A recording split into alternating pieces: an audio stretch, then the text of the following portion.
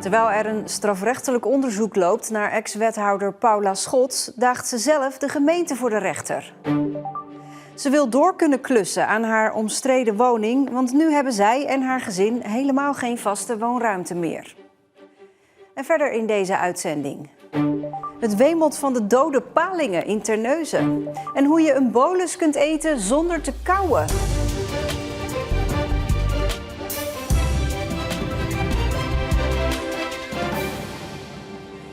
Goedenavond.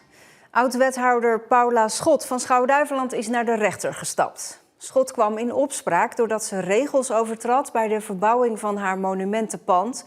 Begin juli nam ze daarom ontslag. En ondanks dat er een strafrechtelijk onderzoek loopt naar de kwestie, eiste ze vandaag bij de rechtbank dat de verbouwing door mag gaan. En daar bij de rechtbank is ook verslaggever Nadia Berkelder. Nadia, wat willen Schot en haar man nou eigenlijk? Ja, Schot en haar man willen die verbouwing afmaken. Ze vinden eigenlijk dat de gemeente moeilijk doet. Ze bestrijden bijvoorbeeld dat het pand onveilig is, zoals de gemeente beweert. En ze vinden dat de gemeente de illegale zaken die zij zelf hebben aangebracht zou moeten legaliseren. Bovendien zeggen ze dat de tijd dringt. Ze huren nu tijdelijke woonruimte. En dat is ook duur en hun geld is op, zeggen ze. En bovendien is Schot zwanger van hun derde kind. Dus ze hebben dat huis heel erg hard nodig. Ja, straks praten we verder, Nadia. Eerst even een overzicht van hoe het zover kwam. En mijn positie in deze gemeente is niet langer houdbaar. En daarom zal ik na het afronden van deze verklaring aftreden als wethouder. Paula Schot trad begin juli af als wethouder van de gemeente Schouwen-Duiveland. Ze deed dat nadat een rapport verscheen waarin werd geconcludeerd dat ze niet integer had gehandeld bij de verbouwing van haar monumentale pand aan de Melkmarkt in Zierikzee. Schot en haar man hebben bij die verbouwing een aantal bouwregels overtreden. Bovendien is illegaal asbest uit het pand verwijderd. De gemeente legde hen een bouwstop en een gebruiksstop op. Dat betekent dat er niet in het pand gewoond mag worden. Het is niet alleen in hun eigen woning misgegaan. De stoffenwinkel onder het woonhuis is ernstig beschadigd door de verbouwing en de winkelier is financieel gedupeerd. Ook de eigenaren van het pand ernaast hebben schade gemeld. Alle schades zijn nog steeds niet volledig vergoed. Nadia, wat zei de rechter vandaag? Ja, de rechter was best streng voor Schot en haar man. Ze zei bijvoorbeeld dat ze hier niet hadden hoeven zitten als Schot en haar man zich gewoon aan de vergunning hadden gehouden. Bovendien zei ze dat financiële problemen geen argument kunnen zijn in een kort geding, wat dit natuurlijk was. En hoe staat de gemeente erin? Ja, de gemeente houdt zijn poot stijf. Die zegt dat ze niet kunnen beoordelen of het pand wel veilig genoeg is om in te wonen. En bovendien vinden ze dat de zaken die illegaal zijn aangebracht door Schot en haar man teruggedraaid moeten worden. Ja, en die zaak van vandaag is dus een kort geding van Schot tegen de gemeente. Maar er loopt tegen haar en haar man dus tegelijkertijd een strafrechtelijk onderzoek. Ja, dat klopt. En dat strafrechtelijk onderzoek richt zich tegen het illegaal verwijderen van asbest en het aantasten van een rijksmonument. Ja, en wanneer is de uitspraak in dit kort geding?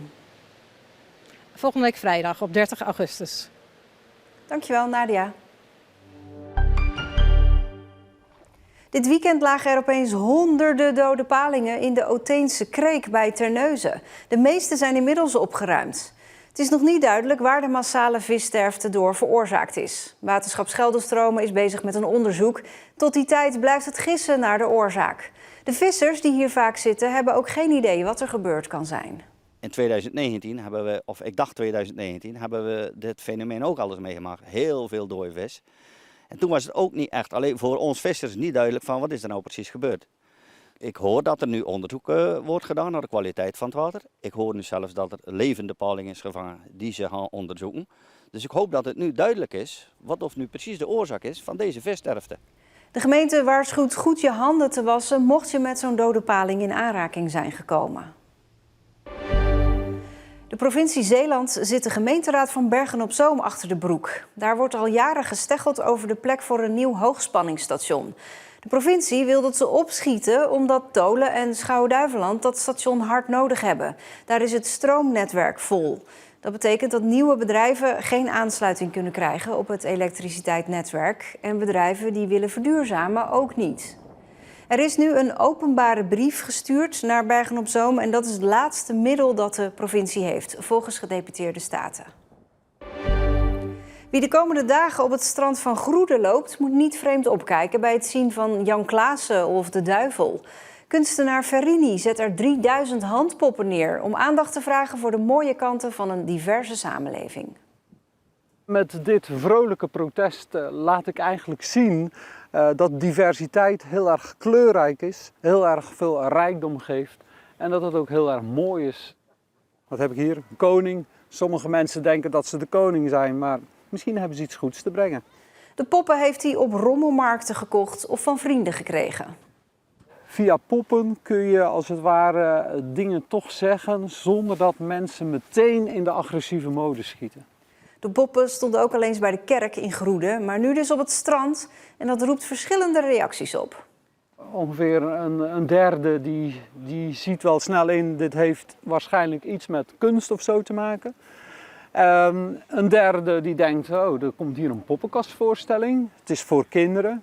En een derde denkt, wat is hier in godsnaam aan de hand? Ik zou niet weten wat de bedoeling is, maar ik vind het wel mooi. Ferrini is morgen ook nog bezig met het opbouwen van het kunstwerk en tot en met donderdag is het te zien op het strand van Groede. Ja, we zijn er als Zeeuwen hartstikke trots op onze bolus. Die kun je eigenlijk altijd wel eten. Maar wat als je slikproblemen krijgt en zo'n hap met deeg niet meer door kan slikken? Daar is wat op bedacht. Dit is een echte Zeeuwse bolus, maar dan in vloeibare vorm. Die Zeeuwse bolus wil je natuurlijk blijven eten, ook al zou dat niet meer gaan. Nou ja, en dat komt voor van kinderziekenhuis tot in de ouderenzorg en alles ertussenin.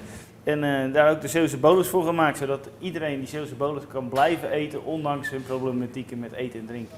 De bolus is speciaal ontwikkeld voor patiënten in Zeeland. Of bij ondervoeding wordt het bijvoorbeeld ook ingezet, dat is ook een probleem voor de zorg.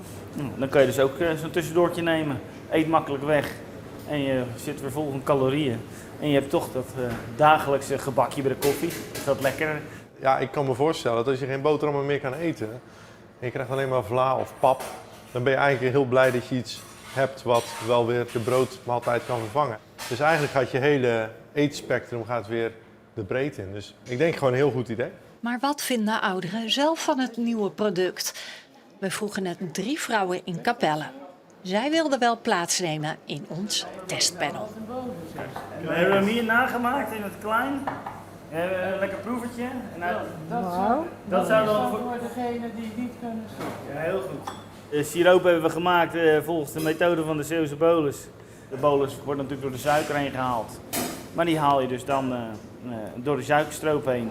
Wat zeker dat is alles. Het is bijna klaar. Ja, hè? En dan het moment van de waarheid. Wat is uw eerste reactie? Wat vindt u ervan? Nou, ik vind het echt heerlijk. Het heeft een goede smaak. Voor mij vind het te zoet. Ik vind het heerlijk, alleen ook een beetje aan de zoete kant. Ik vind het eigenlijk zoeter dan een bolus. Maar als je het goed doorroert, dan vind ik het erg lekker. Wat proeft u precies? Ja, toch wel de smaak van de bolus. Ik ben er best content op, hoor. Wat proef je nou precies? Ja, het is even wennen. Het is een ander mondgevoel. En het zoete zit er ook in. Dus ja, het lijkt wel op een bolus, maar het is wel anders natuurlijk. Alleen, ja, het is wel lekker. En zo krijg je culinair klinisch eten. Culinair klinische eten noemt u het. Ja, normaal heb je alleen klinische voeding, maar nu hebben we dus ook de culinaire tint eraan. Nou, ik denk dat het voor degenen die vloeibaar moeten eten, dat dan wel weer een soort afwisseling is. Je moet dat niet iedere dag eten natuurlijk, maar dat doe je normaal ook niet. Maar zo nu en dan moet dat wel best lekker zijn. Dus dat is echt tops. Wat deze vrouwen betreft, test geslaagd.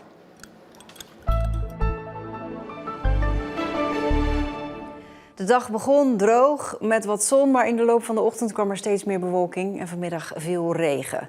Het werd op sommige plekken nog 23 graden, maar in de middag gingen de temperaturen omlaag. Ook vanavond is er nog kans op een bui. Morgen wordt een droge dag met zonnige perioden. Blijft wel nog steeds een beetje koel met 19 à 20 graden. Ja, eigenlijk is overmorgen de beste dag van de week. Als je van droog weer en zonnige temperaturen houdt tenminste. Dit was Zeeland Nu. Ik wens u een hele fijne avond.